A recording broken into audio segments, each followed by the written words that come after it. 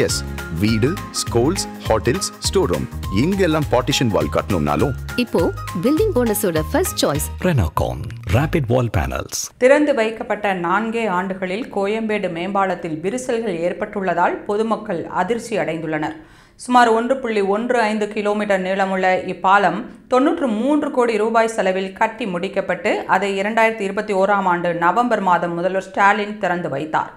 இந்த மேம்பாலத்தில் ஏற்கனவே பல பள்ளங்களும் இரும்பு கம்பிகளும் ஆபத்தான முறையில் வெளியே நீட்டிக் கொண்டிருப்பதால் சாலையில் செல்லும் பயணிகளின் உயிருக்கு ஆபத்து ஏற்பட்டுள்ளது.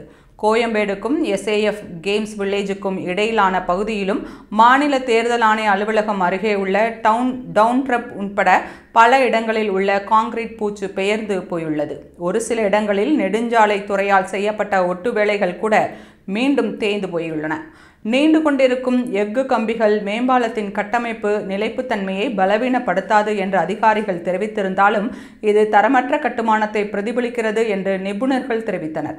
இதுகுறித்து பேசியுள்ள சத்யபாமா பல்கலைக்கழகத்தின் நெடுஞ்சாலைகள் மற்றும் போக்குவரத்து பேராசிரியர் சம்பத்குமார், 10 ஆண்டுகளுக்காவது வாகன போக்குவரத்தை தாங்கும் வகையில் கான்கிரீட் மேம்பாலம் இருக்க வேண்டும்.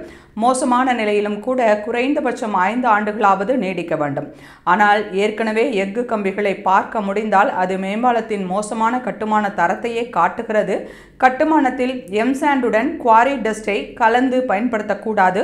அப்படி பயன்படுத்தி இருந்தால் மட்டுமே இவ்வாறு விரிசல்கள் ஏற்படும் என்று தெரிவித்துள்ளார். இந்நிலையில் கோயம்பேடு மேம்பாலம் கட்டுமான பணியில் ஈடுபட்டிருந்த சென்னை பெருநகர் மேம்பாட்டு திட்டத்தின் நெடுஞ்சாலை உதவி பொறியாளர் பார்த்தசாரதி, கோயம்பேடு சந்தையிலிருந்து மேம்பாலம் வழியாக செல்லும் கனரக லாரிகளின் எண்ணிக்கை எதிர்பார்த்ததை விட அதிகமாக உள்ளது. மேம்பாலம் கட்டமைப்பில் எந்த குறைபாடும் இல்லை. மேம்பாலத்தில் உள்ள பிரச்சனைகள் அனைத்தும் விரைவில் சரி செய்யப்படும் என்று தெரிவித்துள்ளார். மேலும் மழைக்கு பிறகு கோயம்பேடு மேம்பாலத்திற்கான மறு ஆய்வு திட்டமிடப்பட்டுள்ளது என்று நெடுஞ்சாலைத்துறை உதவி பொறியாளர் ஹரிபாபு தெரிவித்துள்ளார்.